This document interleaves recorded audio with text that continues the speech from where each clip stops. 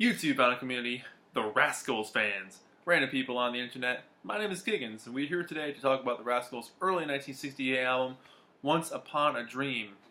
I'm a big fan of this album. This was the product of basically the Summer of Love in 1967, influencing the Rascals, who at this point decided to change their name to the Rascals and not be the Young Rascals anymore, and create this basically a lost 60s album, if you ask me. Like, it's got a lot of flavor to it and dynamics that really make it of the time. So take one part Odyssey and Oracle, one part Pet Sounds, one part Sgt. Pepper, and you kind of get this with the Rascals' blue-eyed soul R&B vibe going on with it. So it's a very, very fun album. There's a lot going into it. It's a very rewarding listen. The more you listen to it, the more layers you uncover and discover just how truly talented these guys were.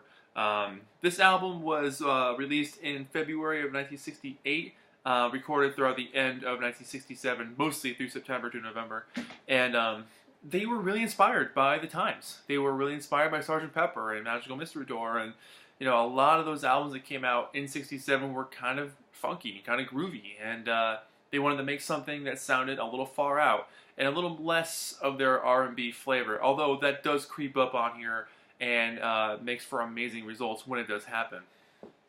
So that said, I've talked about the Rascals before on this channel, and for me personally, I think they're one of the most important bands of the 60s. I think they're so talented and so unique, and they put so much soul into what they were doing. There's so much character into their work. And even right down to the album artwork. Like, Dino, the drummer, did this album artwork, and he did a couple other ones too. So, like, it was a real homebrew, homespun kind of setup. So let's just jump into this thing. Easy Rollin' is the track that opens this thing. It's also on their Timepiece Greatest Hits album, but what a groove, man. Like, what a groove. Really, really carefree feel, real loose vibe. It's trippy. I love the organ. I love the bluesy harmonica throughout this thing. I think someone even yawns near the end. Like, it's got this like real sleepy kind of feel. It's a little bit of grooving, It's in that same sort of vibe, but total groove, man. Great track to open the album with.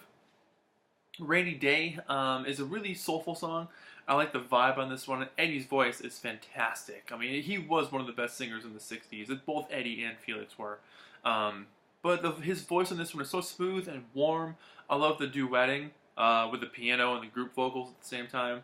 The stormy sound effects mixed throughout this thing are very fun. And I love the split with the strings and the horns throughout this thing too. So it makes for a really interesting track.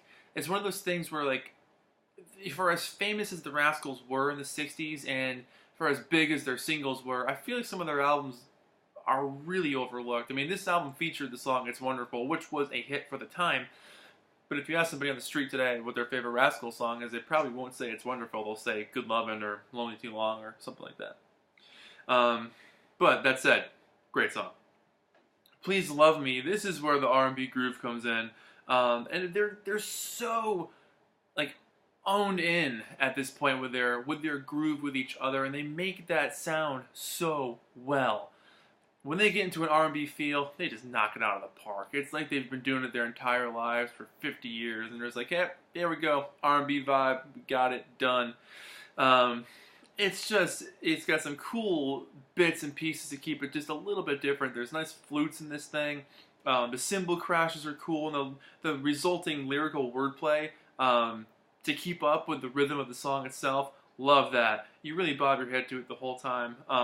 And it could have totally been a 60s hit single. If you ask me, this deserves to be on the radio and remembered as like one of the best songs from the 60s. Just an awesome track. Then you get It's Wonderful, the lead single from this thing. And it's funny enough, the last single released as the Young Rascals. So this was like the split. So you have like It's Wonderful by the Young Rascals, slap it on the album, now they're the Rascals. Ain't it groovy? So this song itself is very interesting. I love the falsettos, I love the piano arrangement. It's got a pretty sophisticated rhythm going out this thing, but it's really trippy power pop. It's not really R&B or anything, but I love the drumming throughout this thing. I love the group vocal effects. and the really weird ending, that sort of like military march, toy-like ending at the end is very cool. In the grand scheme of their singles, probably not one of my favorites, but in the grand scheme of the album, it works really well. I'm Gonna Love You has a really cool, big brass, Sousa-esque music going on through this thing. Gene really nails his lead vocal on this one. He doesn't sing a whole lot of lead vocals in this group, but when he does, I think it works really well. He should have sung more, is what it comes down to. He's got an excellent voice, thus proving that the Rascals had very, very good vocal abilities in this group. Really upbeat groove on this one, but it's got a bit of a nostalgia feel, so you kind of get a little bit of that warmth of, like, old memories creeping in. I like the brassy R&B on this one, but it's such a unique track, and it's got kind of a wacky string ending at the end. Again, they were trying to make something of its time, kind of far out, kind of psychedelic, but still being the Rascals at the same time, which, again, I think they've done really well. And then My Hawaii, this is like a lost psychedelic classic if you ask me. What an insanely cool song. Eddie's got this like amazing vocal on this track. What a talent. I mean, I love the sweeping music, sort of grand, dreamy feel that happens throughout this thing. You really feel the soul and the sunshine and the storytelling throughout this track. It really comes from the heart. And that still transcends 50-odd years later. And it just goes to show that when you put talent and heart into a song, it doesn't matter when you're hearing it or where you're hearing it, it's going to make an impact on you. And this is one of the songs on this album that is truly a standout. If there's one song you hear on this album, or one of a couple, check that one out, My Hawaii. Up next, we have side 2, which opens with a track called My World, which has definitely like a funk vibe going on this one, which is pretty cool. Kind of a hint of things to come from these guys. But that soulful organ again, and again, more deep, sophisticated vocal arrangements. It's just got so many layers to appreciate, and it's a really exciting song overall. I love the vocals, I love the fade out. It's one of those tracks where it's like, why isn't this on the radio? Why isn't this on rock radio? Silly Girl is an interesting song. Eddie's on the lead vocals on this one, and there's really great acoustics throughout this track. I like the bass line a lot in this one. And the piano, but Eddie's vocal, again, he's stealing the show with this one.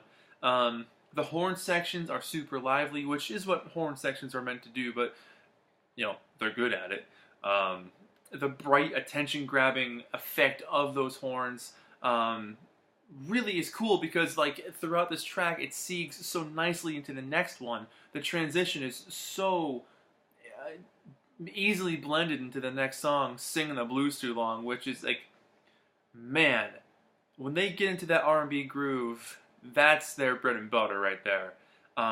It's just a slow burn of a blues jam. There's some peppy pianos, but then you get Felix's soulful voice, man. It's game over, man. Like, it's just an excellent, excellent track. It's that late night blues jam from a well-oiled machine that's done this night after night. They know how to make that music work. I love the New Orleans brass. I love the vocals. It's just an excellent, excellent setup.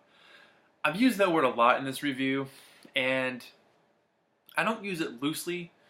I really do feel like this album is kind of a lost masterpiece of the 60s. It's easily one of the best Rascals albums that they ever made. And I particularly like it a lot because it's one of the last group efforts before things started to change for them popularity-wise. After this, they'd have a couple really big singles with People Gotta Be Free and It's a Beautiful Morning. So, like, they still had a couple more big hits to come after this came out. But in terms of their album output, by a couple of years from now, Gene and Eddie would have left the band, and then it would have been down to 2. So, like, things were starting to change after this. This was kind of like one of their last big, like, Rascals as a band kind of setup. So, again, one of those bands that lasted like 5 or 6 years and made a humongous impact. It's amazing what the 60s produced. It really is. Sattva. I hope I'm pronouncing that right. There we go. Now the sitar has arrived. So now we've definitely got a 60s album here. Now that the sitar is here, Felix plays that thing. But yeah, now it's a real 60s album. This is Love That I Feel. That whole refrain is really fun to sing along to. And this track in particular is very unique because it blends the R&B feel with that like Indian sort of musicianship, and they get the R&B vocals on top of that. You know, what a unique combination. There really isn't anything like that, especially for that time, but I'd say even since. Which makes that song easily a standout on this album. And then the title track ends this thing, Once Upon a Dream. Definitely has that dreamy vibe. They captured that very well. It's got a bouncy arrangement, really colorful kind of feel to this whole thing. And it gives it a nice ending to the album. I think it gives it a bit of a cohesive sort of closure to the whole piece. So here's the inside, which I love this shot of the guys. Very, very cool. Right before Felix started to grow his beard. So you get this nice groovy picture. You got the track listing with everything here. They actually list things like, you know, the sound effects in between the songs or whatever, which is kind of cool. But the lead vocal on Once Upon a Dream is by Dave, which is Eddie's brother. He's kind of the fifth Rascal, if you will. And here's the label. The blue and green Atlantic label, which I always thought was cool. You know, sometimes you get the purple and gold, but I always thought the blue and green was kind of fun. Yeah, this is a stereo copy. I'm not sure if this came out in mono or not, because this is right at the time when mono was being phased out. So, like, it's very, well, early '68, it's very possible a mono copy exists of this one. I've had this album for a long time. And this is one of the first albums where I ever figured out how to clean a record. This was like well over 10 years ago, so I've had this thing forever. So the original inner sleeve is long gone. The booklet is long gone. It was supposed to have come with a booklet.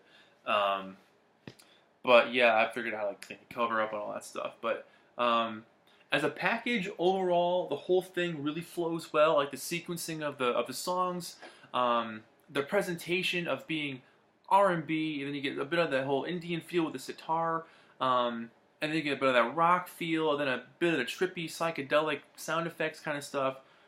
It's of its time. It really, truly is, but it works. They make it their own thing. There really isn't an album out there like this. It's kind of like Odyssey and Oracle or Pet Sounds, where it stands as its own piece of work, where other people may have tried to copy it down the line, but nothing will beat the original. So that said, I really feel like the Rascals are one of the most important bands of the '60s. You know, for being a band that still gets played on the radio, and Felix still tours. You know, once in a while, some of the other guys pop up in the group too, and they come out with him.